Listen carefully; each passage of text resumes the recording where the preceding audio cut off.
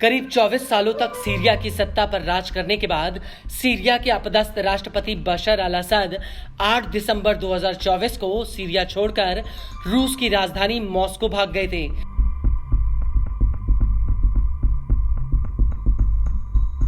क्योंकि पीछे से हयात तहरीर अल शाम यानी एचटीएस की अगुवाई में अबू मोहम्मद अल जुलानी सीरिया की राजधानी दमिश्क पर चढ़े चले आए थे और जुलानी ने असद के करीब 2 दशक की सत्ता को उखाड़ फेंका था।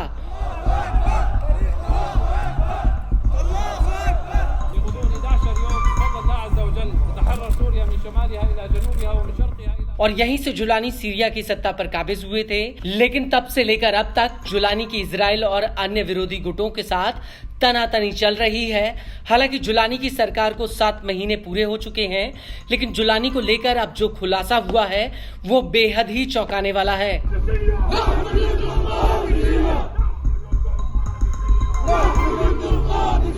खुफिया रिपोर्ट के मुताबिक जुलानी के विरोधी गुट उन्हें निपटाने की कोशिश में लगे हुए हैं और ये उनके सत्ता में आने से पहले से चल रहा है। इजराइल की एक न्यूज एजेंसी ने ये खुलासा किया है। इजरायली न्यूज एजेंसी येदिनोत एरोनॉट ने अपनी एक रिपोर्ट में खुलासा किया कि पिछले 7 महीने में जुलानी को 3 बार मारने की कोशिश की गई। मार्च 2025 में सबसे पहले जुलानी का कत्ल करने की कोशिश हुई, लेकिन उस वक्त उनकी सुरक्षा में तैनात एक तुर्की सुरक्षा यूनिट ने संदिग्ध गतिविधियों को भांप लिया था। इस दौरान जुलानी राष्ट्रपति भवन से निकल रहे थे और इसी दौरान जुलानी के ऊपर हमले की कोशिश हुई थी।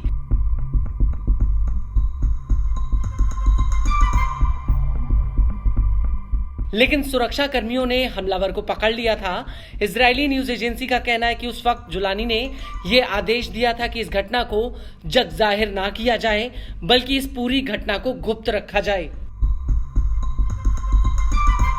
इसके बाद जून 2025 में जब जुलानी सीरिया के दारा प्रांत के दौरे पर थे, तो उस वक्त जुलानी के ऊपर दूसरा हमला करने की कोशिश की गई और इस बार उनकी सुरक्षा में मुस्तैद तुर्की की सिक्योरिटी टीम ने तत्काल उनके रास्ते को बदल दिया, क्योंकि ऐसा डर था कि उस मौजूदा रूट पर जुलानी के ऊपर कोई हमला होने वाला था।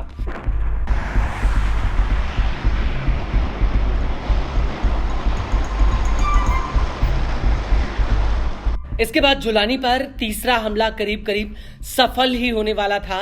रिपोर्ट के मुताबिक एक बंदूकधारी हमलावर ने दमिश्क में जुलानी के राष्ट्रपति भवन तक जाने वाले रास्ते में एक जाल बिछाया था, जिससे जुलानी के ऊपर हमला किया जाना था। लेकिन ये हमला भी नाकाम रहा। हालांकि इस हमले को लेकर सुरक्षा एजेंसियों ने ज्यादा जानकारी नहीं रखी है, लेकिन अमेरिका के सीरिया और तुर्की के लिए विशेष राजदूत थॉमस बैरबैक ने इन हमलों की पुष्टि कर दी है। उनका कहना है कि जुलानी की जान खतरे में है। वहीं जुलानी पर दारा में हुए हमले को लेकर तुर्की के इस्तेकाल न्यूज़पेपर का कहना है कि जिस आतंकी ने जुलानी की हत्या की कोशिश की थी वो पहले हिजबुल्लाह से जुड़ा था, जो बाद में आईएसआईएस से जाकर जुड़ गया। हालांकि जुलानी पर हुए हमलों के पीछे शक की सुई इजराइल पर भी गई, लेकिन अभी तक ऐसा कोई ठोस सबूत नहीं मिला जिससे ये साबित होता हो कि इजराइल इन हमलों के पीछे है।